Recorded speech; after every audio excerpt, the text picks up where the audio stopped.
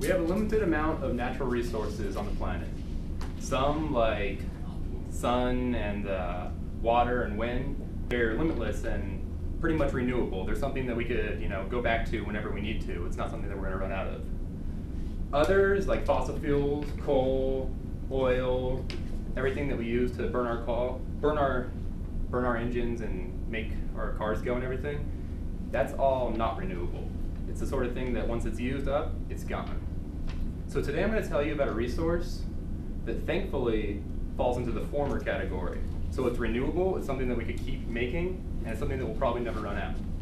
It's also something that for about 5,000 years of history has been the world's most valuable resource, and that's irrefutable. Let me tell you about it. Cannabis sativa, or cannabis indica, a lot of you don't even know what that is when I say it, right? But I can guarantee that every single person in this room has been told about and has probably been lied about this specific plant that I'm talking about.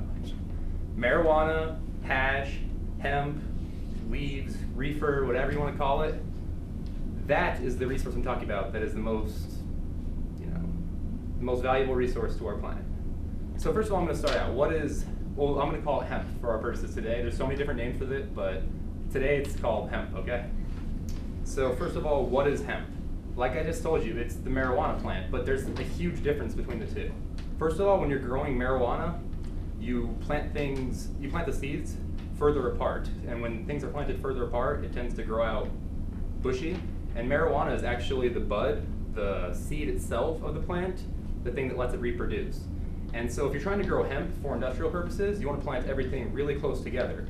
That way the buds won't grow sideways, but rather the plant will grow up, right? And so this plant grows at an extremely quick rate. In the right kind of climate, it could get to 20 feet tall in 1 year. So that's why it's annually renewable, because it takes not fertile soil to grow, and it grows so quickly in 1 year. Also, the big thing about marijuana, I say that and everyone thinks, oh wow, drugs, right? So the thing in marijuana that everybody is looking for is called THC. It's a chemical in marijuana that when your body gets it, it makes you feel happy. Hemp has a slight amount of that stuff, but you can't get high off hemp. No matter how much you can smoke acres and acres of hemp and you won't get high. So just for that. And as far as hemp goes, none of you have really heard of it probably, or many of you don't really know what it is. Maybe you have heard of it. That's because in America, it's been illegal to grow since 1937. In 1937, during the Marijuana Tax Act, that's when hemp also became illegal. Harry J. Anslinger, who was the nation's first, drug czar as we call him now, but he was the head of the Bureau of Narcotics at the time. He was the first guy, and he ran a huge campaign to get marijuana illegalized, right? And so while getting marijuana legalized, the government decided that to allow farmers to grow hemp would be a terrible idea because they could be growing marijuana and an illegal drug. So we went against that. So secondly, now that you all know what hemp is and why you probably don't know about it, let's explain what it does. I just told you it's the most important resource to our planet, then I better be able to back it up. So first of all, every culture and every civilization that has been able to cultivate hemp has done so up until 1937, when much of the industrious world went on to chemicals and less natural resources. Let's see. All right, so first of all, its uses right now. We can make fuel out of it. Biofuel is something that we can create using biomass, which is anything that grows, and we can make a really good biofuel called methanol from hemp. 1 acre of grown hemp can equal about 1,000 gallons of methanol. Methanol is, I don't know if any of you know what it is. You can use it to fuel any sort of engine. Race cars used it up until recently. Any sort of really high octane machine is going to use methanol today.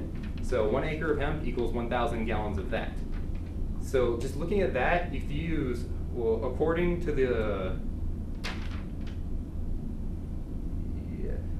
Columbia History of the World, if 6% of our nation's land mass was used to grow industrial hemp today, the United States would be completely energy independent because only 6% of our land is enough to grow as much fuel as we need. So that's one fantastic use. Like I said, it's annually renewable, so there's not the sort of thing where we could run out of it. We're not just going to use up all of our gas and then leave. Wait, how much time do I have left? I have 1 minute left? Okay, for sure.